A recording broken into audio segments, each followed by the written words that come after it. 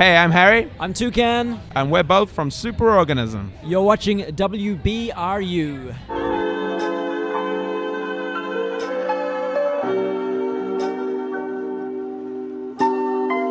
Alright, cool. Oh, yeah. What's this one? Who's this? This is quite an obscure one.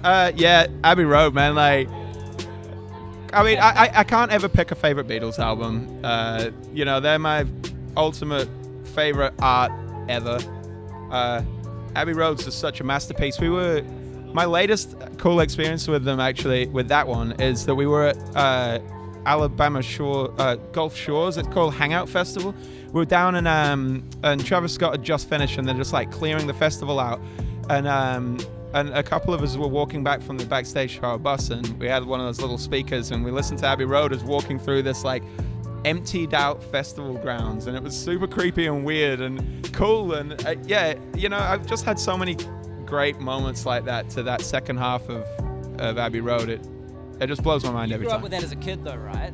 Yeah, but actually not properly. Like, my dad is an old punk, and he was always like, "Ugh, I hate the Beatles." And he was like, "Don't play the Beatles in our house." And I was like, "Okay, well, they must suck then." Because he liked the Ramones and stuff and the Stooges, and I was like, "That's cool. So if he likes that, he probably knows what's cool." And then when I was probably about 13, I like came across Rubber Soul and Revolver, and I was like, "Hang on, what? My dad was totally full of shit."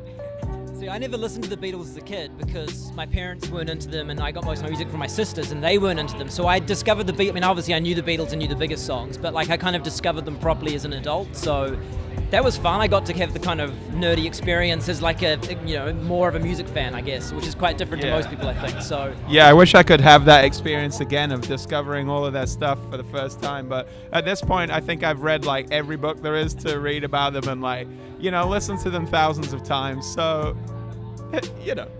I'm familiar. Oh yeah, all right. Yeah. Beautiful Dark Twisted Fantasy. That's the Sgt. Pepper's of today. Yes. So that's another one of my absolute favorite albums. I mean, one of my favorite artists ever.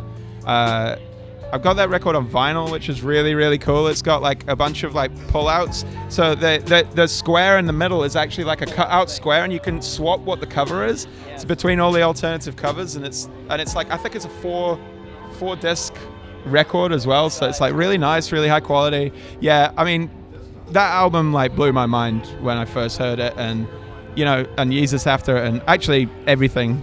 I'm just like a massive unashamed Kanye fan. A lot of Kanye love in our band. A lot of like Kanye love. And a lot of it like influences the way that we think about like track construction and stuff, like the lushness of that album. And I remember hearing on Yeezus like a lot of the kind of like hard cuts between styles.